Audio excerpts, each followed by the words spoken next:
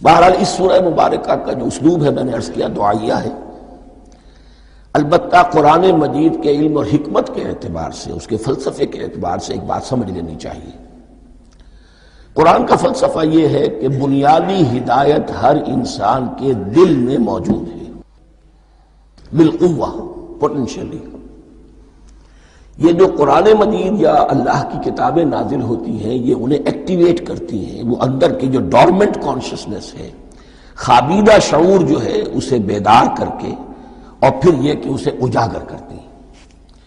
ہر سلیم الفطرت انسان اور سلیم العقل انسان، دو سلامتی شرط ہیں۔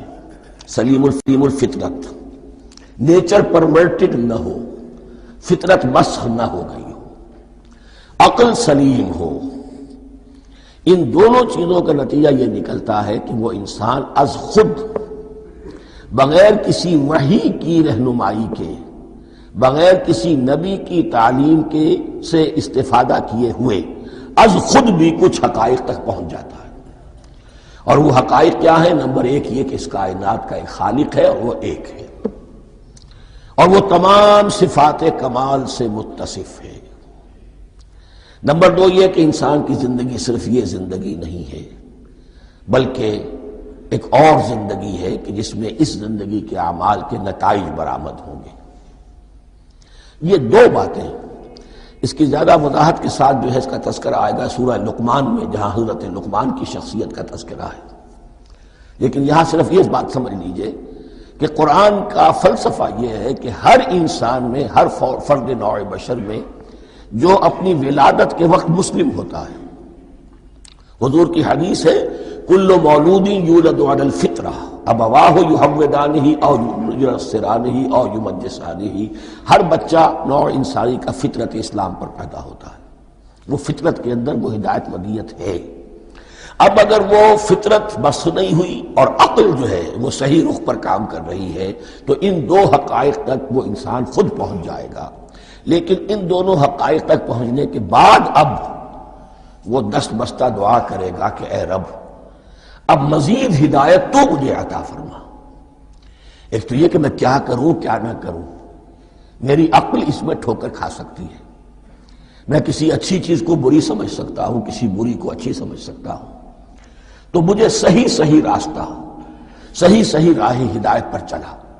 یہ دعا ہے جو انسان کرتا ہے جبکہ وہ ایمان باللہ اور ایمان بالآخرہ تک خود پہنچ چکا ہوتا ہے، اور یہ سمجھتا ہے کہ صحیح زندگی کا رخ یہی ہے کہ جس رب کو میں نے پہچانا ہے کہ وہ اس کائنات کا خالق ہے اور مالک ہے اور رب ہے، میں اس کی بندگی کروں، اس کی اطاعت کروں، اس کا حکم مانوں، اس کے راستے پر چلوں۔ لیکن وہ راستہ کون سا ہے؟ اس کے لیے پھر دست بدعا ہوتا ہے کہ پروردگار تو میری رہنمائی فرما۔ یہ مقام ہے کہ جہاں آپ سمجھ لیجئے اپنے آپ کو بھی آج اس جگہ پر تصور کرتے ہوئے پھر اس سورہ مبارکہ کو پڑھیے کہ آپ اس مقام پر اللہ کے فضل و کرم سے پہنچ چکے ہیں کہ اللہ کو آپ نے پہچان لیا اور اس کی توحید کو جان لیا، اس کی جملہ صفات کمال سے آپ واقف ہو گئے۔ آپ یہ بھی جان گئے کہ بڑھ کر اس کے حضور میں حاضر ہونا ہے اور وہ حساب کتاب لے گا۔ پھر آپ نے یہ عہد بھی کر لیا کہ اب زندگی گزارنی ہے اس رب کی بندگی میں، اسی کی فرما برداری میں۔ اب یہاں کھڑے ہو کر آپ پوچھتے ہیں کہ اللہ مجھے وہ تفصیلی ہدایت عطا فرما، ایسا نہ ہو کہ کبھی میں کسی راستے پر چلتا ہوا کسی پگڈنڈی پر مڑ جاؤں اور وہ تھوڑی سی جو ڈیوییشن ہو میرے راستے کی وہ میری عاقبت کو برباد کر دے۔ یک لحظہ غافل گشتم و صد سال راہم دور شد، اس لیے کہ ہوتا یہی ہے سیدھے راستے سے ذرا سی کوئی پگڈنڈی جو ہے تھوڑے سے اینگل پر نکلی ہے، لیکن جب چلتے جائیں گے آپ تو جتنے آگے بڑھیں گے اس پر، اس راہ صراط مستقیم سے آپ اتنے ہی زیادہ دور ہوتے چلے جائیں گے۔ یہ ہے قرآن مجید کی حکمت اور فلسفے کے اعتبار سے اس سورہ مبارکہ کا مقام۔ اب آئیے ہم بسم اللہ کرتے ہیں۔ بسم اللہ الرحمن الرحیم، شروع کرتا ہوں میں اللہ کے نام سے جو رحمان اور رحیم ہے۔ اس پر کچھ گفتگو ہو چکی ہے تعارف قرآن کے ضمن میں کہ رحمان اور رحیم دو نام ہیں کہ جو رحمت کے مادے سے نکلتے ہیں۔ رحمان میں اللہ تعالیٰ کی رحمت کا جوش ہے، جانی کیفیت، طوفانی کیفیت، اور رحیم میں اللہ تعالیٰ کی رحمت کا دوام اور تسلسل، یہ دونوں کیفیات اللہ کی رحمت میں بیک وقت موجود ہیں، جس کا ہم تصور نہیں کر سکتے۔ ہم سمندر کو دیکھتے ہیں، متلاطم سمندر ہے، اس میں ہیجان ہے، طوفان ہے۔ دریا کو دیکھتے ہیں کہ وہ سکون کے ساتھ چل رہا ہے، خاموشی سے چل رہا ہے، بہہ رہا ہے، بس تسلسل کے ساتھ بہہ رہا ہے۔ ہم ان دونوں کیفیات کو علیحدہ علیحدہ دیکھتے ہیں تو ہمارا ذہن ان دونوں کو بیک وقت اس کا تصور نہیں کر سکتا، تخیل ممکن نہیں۔ لیکن اللہ کی رحمت کی یہ دونوں شانیں مستقلاً ہر وقت موجود ہیں، بیک وقت، اسی لیے ان دونوں کے درمیان کہیں حرف عطف نہیں آئے گا۔ بسم اللہ الرحمن الرحیم، الحمد للہ رب العالمین۔ کل حمد، اور حمد کو ذہن میں رکھ لیجئے، حمد مساوی ہے تعریف جمع شکر۔ عام طور پر ترجموں میں ایک لفظ لایا جاتا ہے، کل تعریف اللہ کے لیے، یہ کافی نہیں ہے۔ تعریف آپ کسی شے کی کر سکتے ہیں جس میں کوئی حسن ہے، خوبی ہے، کسی بھی اعتبار سے، خواہ آپ کو اس کے حسن و خوبی سے کوئی فائدہ حاصل نہیں ہو رہا۔ ایک پھول ہے، بہت خوبصورت ہے، بس ٹھیک ہے، خوبصورت ہے، آپ نے کہا، تعریف کر دی۔ شکر کرتے ہیں آپ اس شے کا جس سے آپ کو کوئی فائدہ پہنچا ہو، استفادہ ہوا ہو، آپ کی کوئی ضرورت پوری ہوئی ہو، آپ کی کوئی مشکل رفع ہوئی ہو۔ اور آپ دیکھیں گے کہ حمد میں یہ شکر کا پہلو غالب ہے۔ جتنی بھی دعائیں ہیں حضور سے منقول، شکر کے مقام پر وہاں حمد آتا ہے۔ بھوک لگی ہوئی تھی، کھانا کھایا، الحمدللہ الذی اطعمنی وسقانی۔ اب یہاں دیکھیے ترجمہ تعریف نہیں، شکر ہے اس اللہ کا جس نے مجھے کھلایا اور پلایا۔ آپ بیت الخلاء سے باہر آئے، نجاستیں آپ سے دور ہو گئی، طبیعت میں انشراح ہوا، الحمدللہ الذی اذھب عنی الاذی وعافانی۔ وہ شکر ہے اس اللہ کا جس نے اذیت بخش چیزیں مجھ سے دور کر دیں اور مجھے عافیت بخشی۔ تو یہ الحمدللہ رب العالمین، اللہ تعالیٰ کا حسن و کمال اور حسن و جمال اپنی جگہ بھی اس انتہا کا ہے کہ جتنی تعریف اس کا حق ہے ہم کر ہی نہیں سکتے، لیکن اس کے احسانات اور انعامات ہم پر اتنے ہیں کہ ہم ان کو بھی گن نہیں سکتے۔ لہذا ایک ہی احصاء ہم نے کر دیا الف لام کے ساتھ، الحمدللہ رب العالمین۔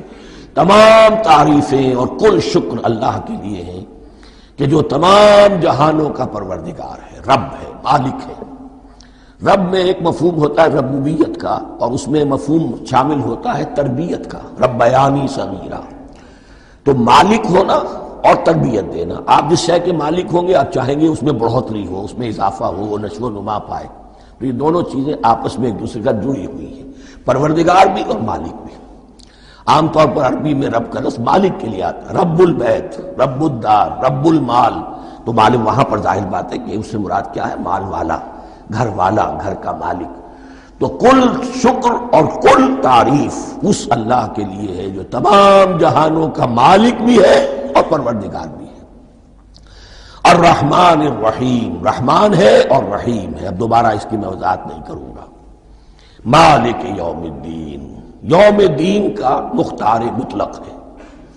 دین عربی زبان میں کہتے ہیں بدلے کو، دناہم کما دانو، کما تدینو تو دانو، یہ کہاوت ہے۔ جیسے اردو میں ہم کہتے ہیں جیسا کرو گے ویسا بھرو گے، کما تدینو تو دانو، تو یہ ہے بدلہ۔ اس کا بنیادی مفہوم جو ہے وہ بدلہ ہے۔ تو بدلے کا ایک دن ہے جس دن فیصلہ ہوگا کہ کون کیا کما کر لایا ہے، اسے کیا بدلہ ملنا چاہیے۔ آیا اس کا برائیوں کا پلڑا بھاری ہے کہ اسے سزا ملنی چاہیے، یا اس کی حسنات اور نیکیوں کا پلڑا بھاری ہے کہ اسے جزا ملنی چاہیے، اس کا انعام اور اکرام کے ساتھ معاملہ کیا جانا چاہیے۔ وہ ایک دن ہے، اسے ہم یوم القیامہ کہتے ہیں۔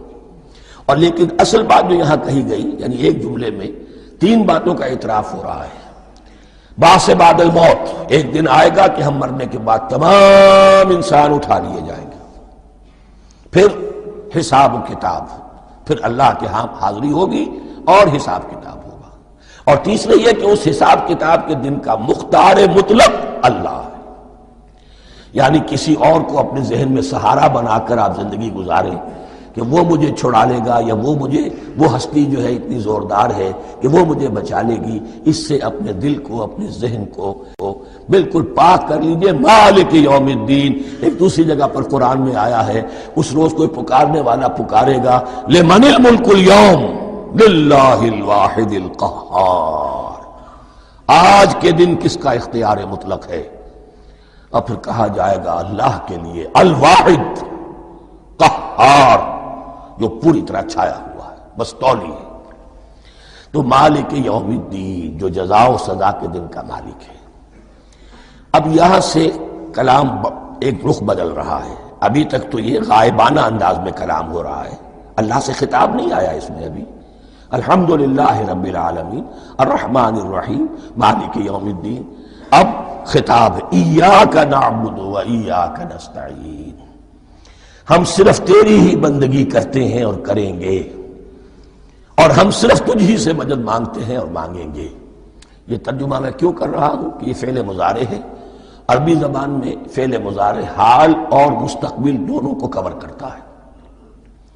ایاک کا جو ہے مفعول فاعلی جو ہے، مفعول جو ہے اس میں ضمیر مفعولی اسے پہلے لا کر حشر کا مضمون پیدا ہو گیا۔ ہم تیری بندگی کرتے ہیں نہیں، ہم تیری ہی بندگی کرتے ہیں اور کریں گے۔ حال میں ترجمہ کیجئے تو یہ اظہار حال ہے، اور مستقبل میں ترجمہ کیجئے تو یہ ایک عہد ہے، قول و قرار ہے، بہت بڑا معاہدہ ہے۔ وَإِيَّاكَ نَسْتَعِينُ، اور صرف تجھ ہی سے مدد مانگتے ہیں اور مانگیں گے۔ اس میں بھی حال کا ترجمہ اظہار حال، اللہ کرے کہ واقعی ہمارا حال وہی ہو، جب ہم یہ الفاظ کہتے ہیں تو واقعتاً ہم اس پر پورے اتر رہے ہوں کہ اسی کی بندگی کر رہے ہوں اور اسی سے ساری استعانت اور استمداد کر رہے ہیں۔ جہاں تک مستقبل کا تعلق ہے وہ پھر ایک عہد ہے۔